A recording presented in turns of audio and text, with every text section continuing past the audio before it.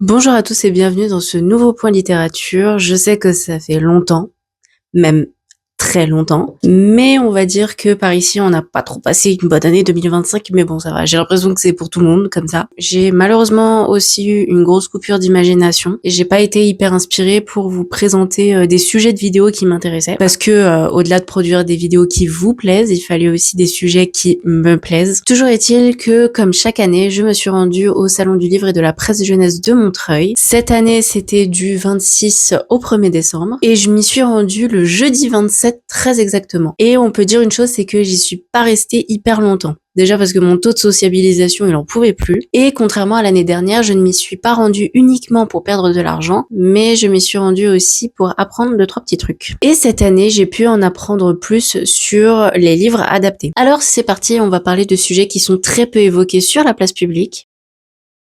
Déjà, en me baladant de stand en stand comme un petit papillon, je suis tombée sur un coin du salon un petit peu reculé et dans lequel j'ai trouvé plusieurs petits stands accolés les uns aux autres et qui présentaient des livres dits adaptés. Le premier livre sur lequel je suis tombée plus précisément, c'était un livre en grand caractère. Ce qui m'a donc amené à discuter avec 2 maisons d'édition, À Vue d'Œil et Voir de Près. Particulièrement 2 éditrices qui ont été d'une gentillesse rarement observée et surtout hyper ouvertes sur les discussions et les enjeux que rencontre l'édition à l'heure actuelle. La place des livres adaptés dans tous ces enjeux. J'avoue être arrivée complètement par hasard sur le stand, mais si vous me suivez sur les réseaux sociaux, vous savez que ce sujet me touche particulièrement puisque je suis atteinte d'une maladie auto-immune et particulièrement inflammatoire et que ça a pour conséquence une perte d'acuité visuelle. La première conséquence, c'est que j'ai des difficultés pour lire. Là, vous vous posez peut-être la question pourquoi j'ai pas mes lunettes. C'est l'invention fabuleuse des lentilles. Et l'idée du grand caractère, c'est que les personnes qui souffrent de malvoyance puissent continuer de lire et ne pas se sentir de côté. Parce que les personnes malvoyantes ou les personnes qui souffrent de maladies auto-immunes comme moi par exemple,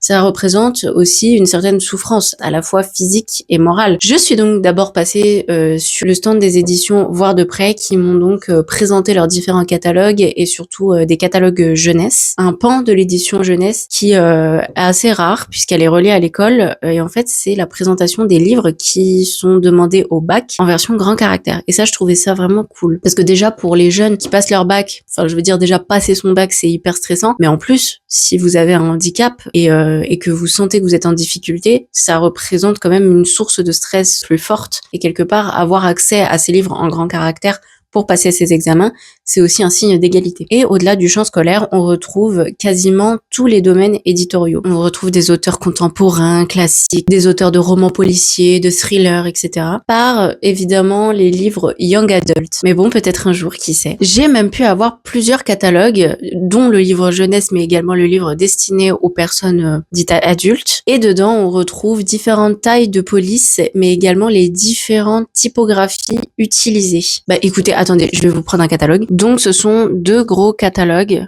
comme ceci. Vous avez donc celui jeunesse et vous avez également celui-ci, donc Voir de Près, et qui, comme je le disais, présente au début du catalogue les différentes typographies, mais également la taille de police possible à utiliser. Et j'ai donc appris qu'il y avait 3 typographies utilisées pour le grand caractère, le Helvetica, le Museo et le Luciole. Je trouve quand même le nom très mimes.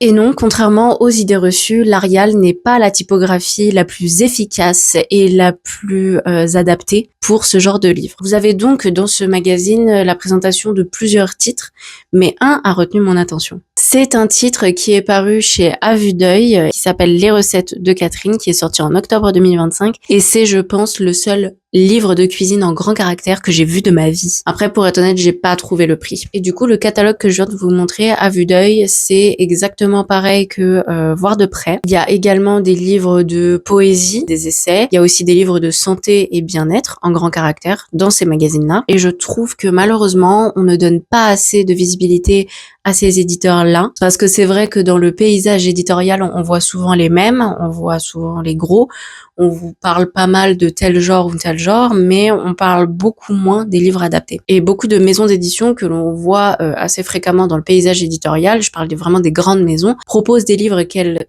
appellent adaptés pour les personnes dyslexiques, etc. Mais en réalité, ils ne le sont pas vraiment. Ça reste également assez compliqué de se fournir ce genre de livres.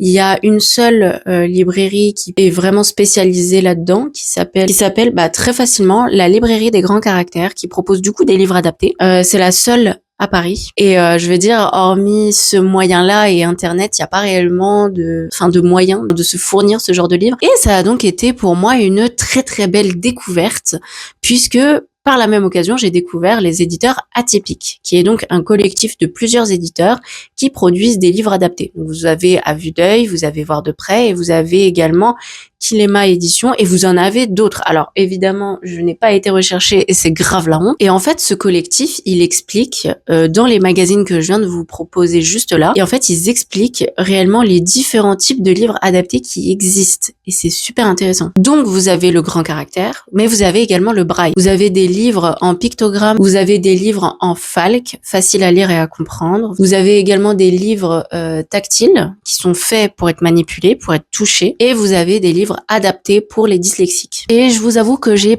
pas toutes les nuances, j'ai pas été regarder tous les livres parce que franchement il y avait trop de monde, mais si ça vous intéresse, on peut peut-être tenter de contacter les éditeurs atypiques. Pitié, likez, commentez cette vidéo.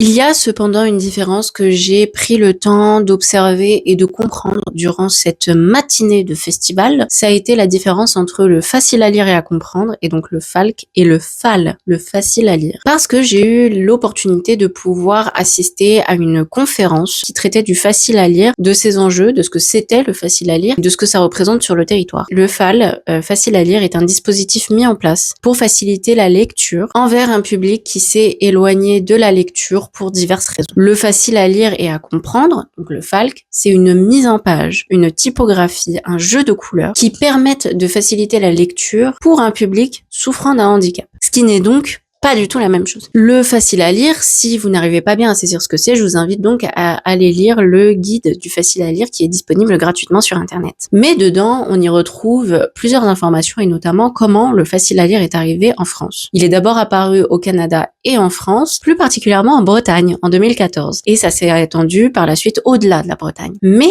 en quoi consiste le facile à lire? C'est d'abord mettre en place un lieu identifié et identifiable pour les personnes souhaitant y avoir accès. C'est-à-dire un immobilier particulier, une atmosphère chaleureuse et des livres adaptés et identifiés faciles à lire. Justement parce qu'ils sont simples et accessibles, sans pour autant remettre en question l'intellectualité de qui que ce soit ou de quoi que ce soit. Mais la deuxième question est pourquoi certaines personnes ont besoin du facile à lire? En fait, la réponse, elle est super large. En fait, il y a plusieurs personnes qui bénéficient du dispositif en France parce qu'ils souffrent d'illettrisme, de précarité, de troubles de l'attention, ou parfois c'est juste des personnes qui lisent peu, ou c'est parfois des personnes qui rencontrent des fragilités avec la langue française. Un point à éclaircir très important, l'illettrisme, c'est à différencier. L'analphabétisme, c'est quand vous n'avez jamais été à l'école. L'illettrisme, au contraire, c'est quand vous avez été à l'école, mais que malgré l'apprentissage, vous n'avez pas réussi à développer tous les outils nécessaires concernant la lecture et l'écriture, ou parfois le fait de savoir compter, etc. Et du coup, ça vous amène à vivre un certain handicap au quotidien. Et j'avais envie de vous faire ce petit aparté parce que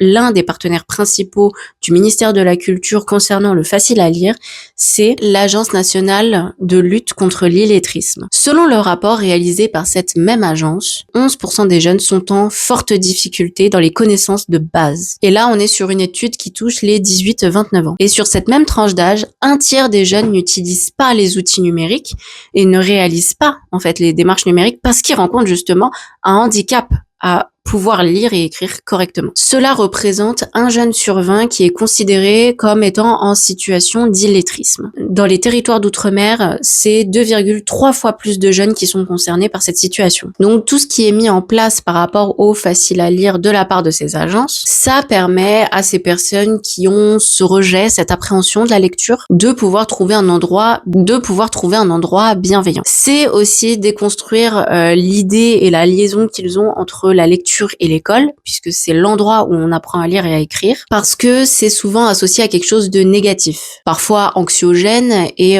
parfois simplement des souvenirs douloureux. On demande à ces personnes ce qu'ils aiment faire, les thèmes qu'ils ont envie de lire, de voir, on les investit dans le lieu par exemple, on peut leur demander d'aider à construire les meubles. En fait, c'est tout un écosystème qui est mis en place. Le facile à lire ne concerne également pas uniquement les livres, mais aussi la production de vidéos, ça peut être aussi l'écoute de livres audio. C'est plusieurs façons de lire.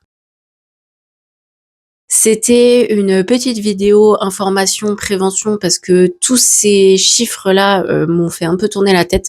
Alors, faut savoir que les agences ces agences justement, parce qu'il n'y a pas que l'Agence nationale de lutte contre l'illettrisme, il y a également le FILL, si je dis pas de bêtises, et il y en a d'autres en fait. Il y a d'autres partenaires avec le ministère de la Culture qui mettent en place des dispositifs en France, que ce soit dans les bibliothèques ou dans les médiathèques, pour créer ces espaces faciles à lire. Après, il y a d'autres éditeurs qui produisent des livres adaptés, c'est juste que là, maintenant, tout de suite, je vous fais un peu cette vidéo à chaud, mais sachez que je trouve que c'est assez important de mettre la lumière sur ces éditeurs qui, au quotidien, facilitent la vie de millions de personnes, puisque, en fait, on utilise des livres adaptés ou des espaces adaptés en fait pour 1 milliard de raisons. On n'est pas tous pareils et Dieu merci. Et sinon, 2 mots sur le festival lui-même. Alors je vous avoue que c'était comme d'habitude, hein, c'était très bien, c'était plutôt bien décoré. J'avais l'impression qu'il y avait un peu moins d'éditeurs et un peu moins d'auteurs. Après, c'est peut-être moi la folle. Moi, j'y suis allée le jeudi. Je pense qu'il y a beaucoup plus de dédicaces le samedi et le dimanche, ce qui est complètement normal.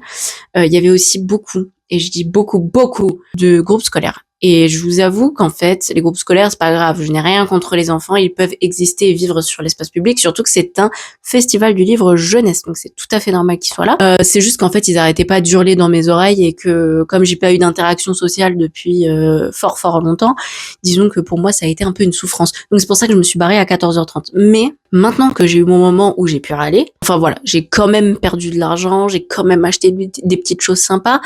Et je vous ferai des TikTok par rapport à ça parce que je pense que je vais faire un vlog lecture. Je me suis acheté un album jeunesse et je pense qu'on va encore bien rire.